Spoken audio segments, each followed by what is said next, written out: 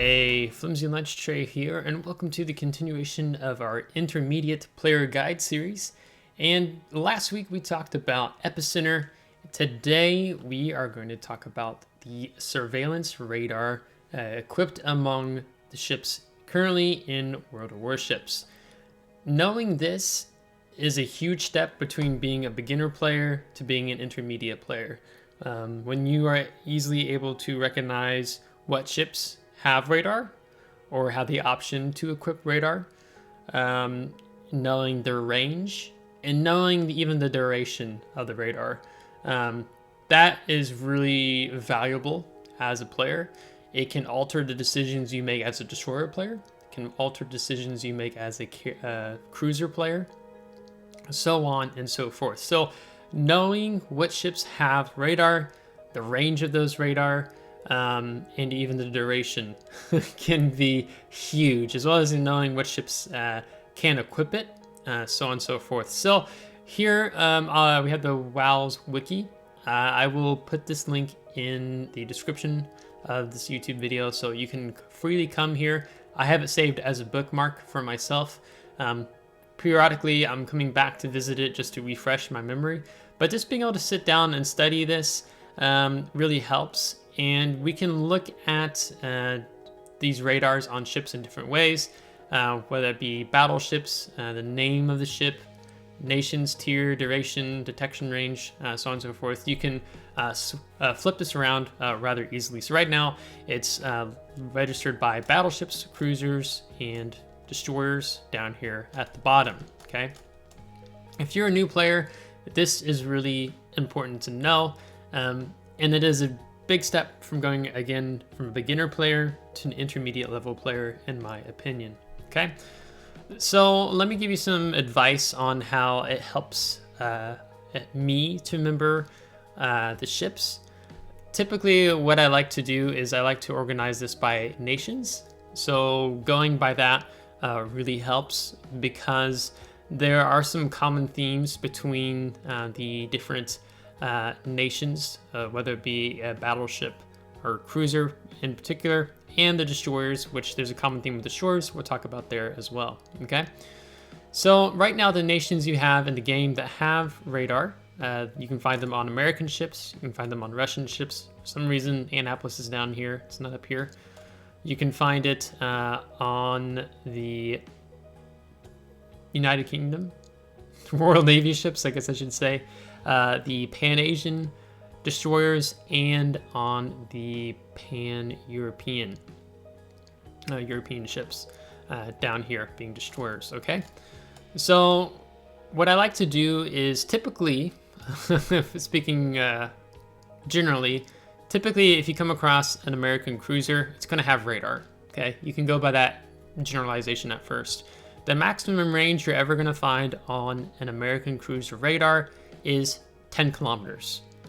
There's no American cruiser, battleship, destroyer that has anything more than 10 kilometers. It's the Russians that tend to have, they all have that 12 kilometer radar, okay?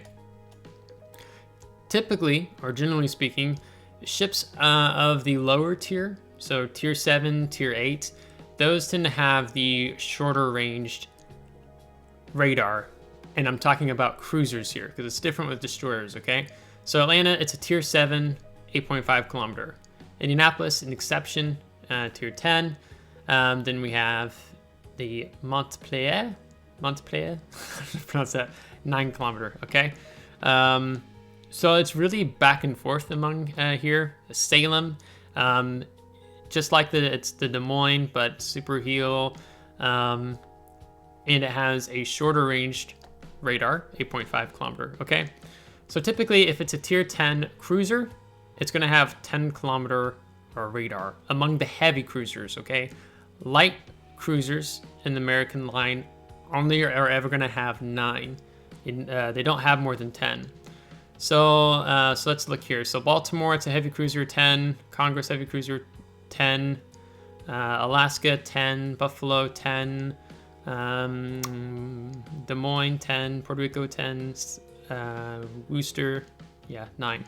Okay, so the heavy cruisers, right? Salem is technically a heavy cruiser, but because of the gimmicks with it, Wargaming kind of switched some things around and they shortened the radar range. So if you know, for example, when you're dealing with a Cleveland, that it only has 9-kilometer radar range, and you're a destroyer player, you play around that 9-kilometer range, right? Maybe it's not as dangerous if you get caught in a Missouri's radar. It's 9.5. It's kind of an odd duckling. You know, it's like they couldn't make up their minds whether they wanted to be 10 or 9. So they're like, let's do 9.5. Because the reload time on the Missouri is not as high. But you have to be careful if there's teammates around the enemy Missouri who might also be shooting at you, okay? Typically, radar cruisers, their goal should be to get around like the contested caps areas. So if you instantly step on a cap, they've not even used their radar yet, right? Unless they fat finger it at the very beginning of the battle, but they'll be able to light you instantly, right? So when I'm a destroyer player, I take some time before approaching the edge of the cap, wondering where are the cruiser players at, where are the radar cruisers at. When you're able to understand and learn which ships have radar and which ones do not have it or can equip, then when you're looking at the matchmaking for the battle even starts, I sit there and I'm like, okay, I see they've got a Buffalo, they've got a Minotaur. Where's Minotaur at? Minotaur can mount a 10-kilometer radar or smokescreen as an option. So I'm like, okay, there's a possible radar, so let's just say it's 2 radar, and then they have an Alexander Nevsky. He's tier 10. He's got 12-kilometer radar, right? So then when I approach that, and let's say I'm playing a destroyer player at tier 9 or tier 10, then I know what to expect. And I'm going to be looking for these cruiser players on the battlefield to know where they are, okay? So like Stalingrad has a longer reload time, as an example. 12-kilometer, he's only going to get max, I think, 2 salvos off. Because you can buff the duration time with some of the upgrades that you can have. So that's another thing to keep in mind. But primarily, it's recognizing which ships have radar. If you do not see that ship here on this list, it does not have radar, unless this becomes outdated for some reason. And then knowing the range. Those are the 2 primary things, okay? So nations, you can study the American ships, then you can study also Annapolis, the super cruiser. Super Des Moines should be up here. Then you can study the Russian radar. So typical thing with the Russian radar, it's always 12-kilometer, and it tends to be of the shorter duration. You can see Moskva has a longer lasting radar, so you tend to see Moskva more in the competitive scene because they can make extend the duration time of the Moskva radar. So that's why you see it maybe a bit more than something like, let's look here, the Alexander Nevsky to a certain extent. No, you can do the same time. Not sure why I said that. But it gives you the idea of like, okay, so Russian cruisers, they're going to have 12-kilometer radar. And I just realized I missed the Ochakov. Actually has a 10-kilometer radar. See, I didn't know that. I assumed they all had 10, but the Okhotchov, it's a tier 8 cruiser. You don't see it very much, but it has a 10-kilometer radar. So that was my mistake. I would have been playing outside roughly 12-kilometer radar range. And once you know maybe a cruiser on one radar cruiser on the flank has burned their radar as a destroyer player, you have a cooldown time period. Okay, this is the cooldown, 120 seconds across the board, and that's maybe 2 minutes that you have to play closer to that enemy Petropavlovsk to get those torpedoes off. That otherwise you wouldn't get that close because you know he's used his radar, right? This is an example. The Royal Navy ships, you can see anywhere from 8.5 to 10. Belfast, tier 7, so again, a lower tiered cruiser. There's no tier 6 ship in the game that has radar. They start at tier 7 and go up. So Belfast 43 actually has a 9. Tiger 59 and Plymouth have 9. It's a steel ship, and I think this one's maybe for doubloons. And then you have the Edinburgh, the Neptune, and the Minotaur. These are the light cruisers.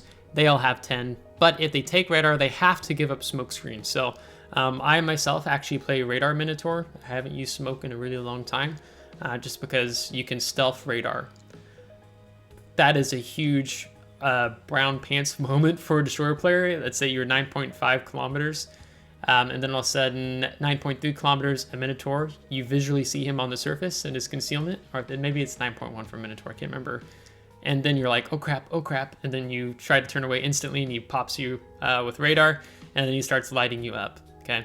That is a brown trousers moment when you come across something like a radar Minotaur when you're in a destroyer. The destroyers, all destroyers, we're gonna check this before I open my mouth. Where's black? Yes, that is black.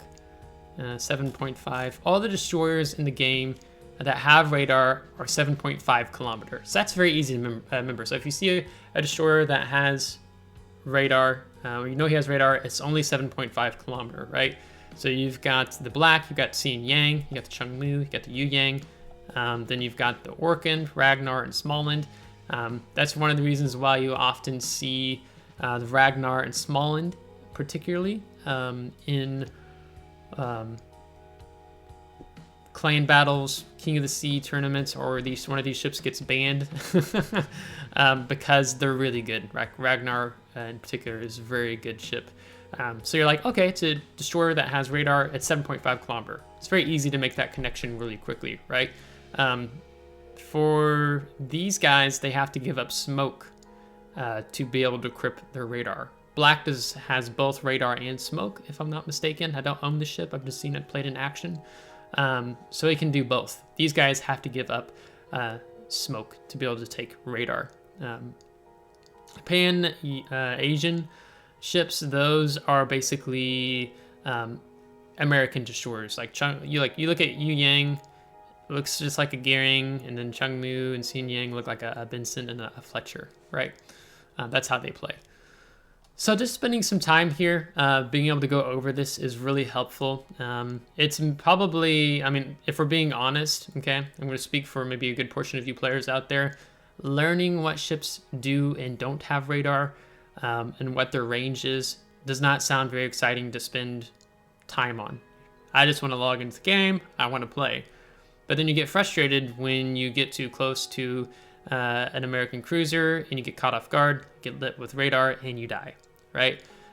This is something I would say that every destroyer player in particular, and I keep coming back to destroyers because radar is for destroyers in particular, you need to know what ships do and don't have radar. That is the difference from taking you from being a beginner player to an intermediate player, and even beyond that, okay? This is part of the skill progress and learning more and more.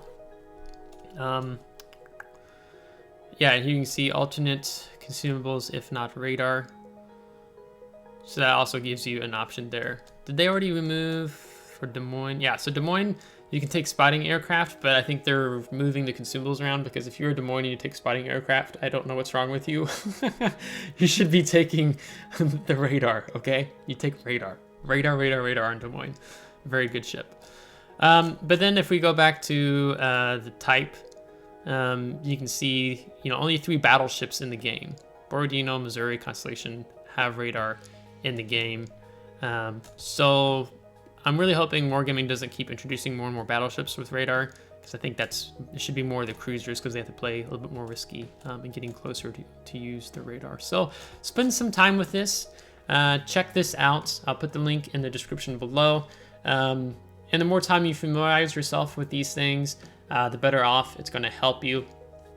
If you even, let's say you're playing a lot of tier 7s, tier 8s, and you're not playing the high tiers yet, then just take the first step and get to learn these, the radar ships at tier 7, tier 8, right? So then you basically have this screen to work with through here. Then when you start playing tier 9, tier 10 more, then you can take some time, come down here. But let's be honest, if you're playing tier 8, you're probably going to see tier 10 matchmaking. That is how World of Warships works. So I hope you appreciated this video. Not necessarily exciting, but these are more fundamental things that's going to help you improve as a player. So if you liked today's video, give it a thumbs up. If you didn't, give it a thumbs down. Subscribe if you do want to see more. If you haven't already subscribed, thanks so much. I really appreciate it, and we'll catch you next time. Take care.